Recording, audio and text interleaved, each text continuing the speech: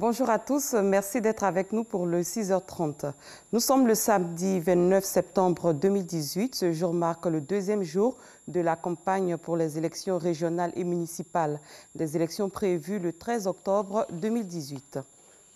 Parlons logement, le projet Cité Sénèque permettra de construire 1000 logements sur 38 hectares à Bingerville pour les enseignants du supérieur. Initié par la Coordination nationale des enseignants, chercheurs et chercheurs de Côte d'Ivoire Sénèque, ce projet va s'étendre sur 5 ans. Les 100 premiers logements seront disponibles en 2019. Le 28 septembre de chaque année est consacré à la Journée internationale d'accès à l'information. La KIDP est l'autorité de charge de veiller au respect du droit des citoyens d'accéder aux informations et documents détenus par les organismes publics, ce qui suppose que les citoyens peuvent se plaindre et saisir cette structure et porter à sa connaissance la violation de son droit. Un droit qui permet aux citoyens de participer à la gouvernance publique en exerçant un contrôle citoyen sur l'action publique et les décisions des pouvoirs publics. On en parle avec Gabriel Zani. Réunis en comité restreint, des notables d'Abadjien-Kouté, village de la commune de Songon situé dans le district d'Abidjan, et le chef d'un village voisin font le point des terres dont ils sont propriétaires. Cette revue des terres pousse bien souvent ces communautés à s'informer sur la nature des accords de convention signés entre l'État ivoirien et les sociétés de promotion et véhicules installées dans la région. La plantation de la TRCI est située sur son territoire coutumier. Le village s'est senti obligé d'approcher le comité de privatisation pour avoir une copie de la convention signée entre l'État et les repreneurs de l'ex-SAPH. Le comité de privatisation, dans un premier temps, a refusé de nous communiquer ces informations. La demande rejetée, le village d'Abadjien-Kouté a saisi la commission d'accès à l'information d'intérêt public et aux documents publics KIDP. Nous avons adressé une lettre à la KIDP pour dire que nous contestons la décision du comité de privatisation et c'est à la suite de cette lettre-là que la KIDP a rendu sa décision. La décision de la KIDP est tombée en juin 2017. Après sa saisine en février de la même année par la communauté villageoise, soit 5 mois après l'intervention de l'institution auprès de la compagnie dont les plantations d'EVA s'étendent sur près de 1500 hectares. De 2016 à 2017, la KIDP a rendu une dizaine de décisions de ce type, obligeant les administrations publiques ou privées à rendre accessibles des documents publics.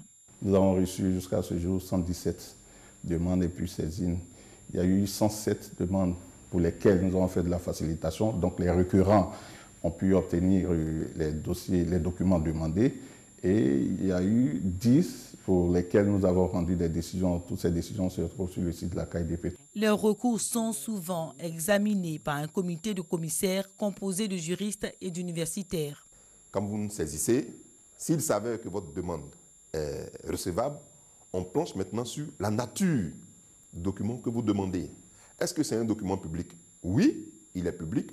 Est-ce qu'il fait partie des documents qui sont communicables?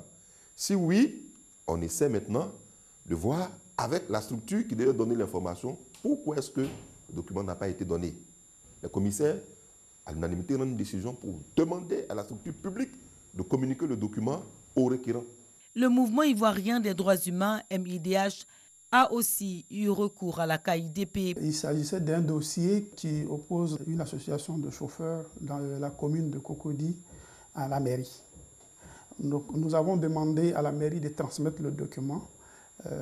Malheureusement, la mairie n'a pas répondu et donc nous avons saisi la KIDP qui a enjoint la mairie de remettre le document. La mairie a remis le document à la KIDP qui ensuite nous a transmis le document. Des succès qui renforcent le travail de la KIDP, créée en 2013 par la loi numéro 2013-867 du 23 décembre 2013 en son article 19. Mais l'institution a débuté ses activités après la prestation de serment des commissaires en juin 2015. La loi nous permet d'avoir des points focaux dans toutes les administrations assujetties à la loi elle-même. par administration assujettie à la loi. Nous avons tous les ministères, nous avons toutes les sociétés d'État, nous avons toutes les administrations publiques, nous avons également des sociétés privées pour lesquelles l'État a concédé une mission d'intérêt public. Chacune de ces structures crée en son sein un point focal qu'on appelle dans la loi le responsable de l'information. Le citoyen s'adresse d'abord aux responsables de l'information dans les structures qui sont assujetties à la loi. La KIDP est une autorité administrative indépendante. Si au recto, elle affiche la transparence dans la gestion des affaires publiques, au verso, l'institution illustre bien la volonté des pouvoirs publics d'octroyer à tous un pouvoir de contrôle sur ses décisions. Lorsque le document ne lui est pas remis, malgré les relances et autres, mais il faut savoir qu'il y a un délai. Le délai pour le journaliste et l'enseignant et le chercheur, c'est 15 jours. Le délai pour les autres catégories de profession, c'est 30 jours. Mais passé ces délais, la KIDP doit être saisie. En cas de falsification ou de destruction du document public demandé par un requérant suite à la saisine de la KIDP, les sanctions vont de la simple amende à la peine d'emprisonnement. Ces sanctions sont infligées par la justice pénale. On retient donc que la KIDP est l'autorité en charge de veiller au respect du droit des citoyens d'accéder aux informations et documents détenus par les organismes publics.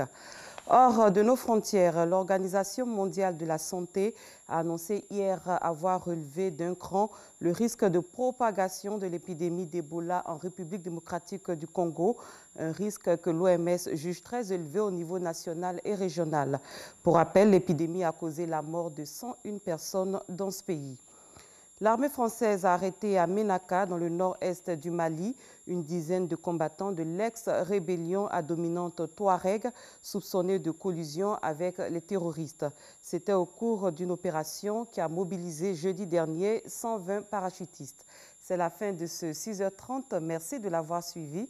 Très bon début de journée à tous et à toutes.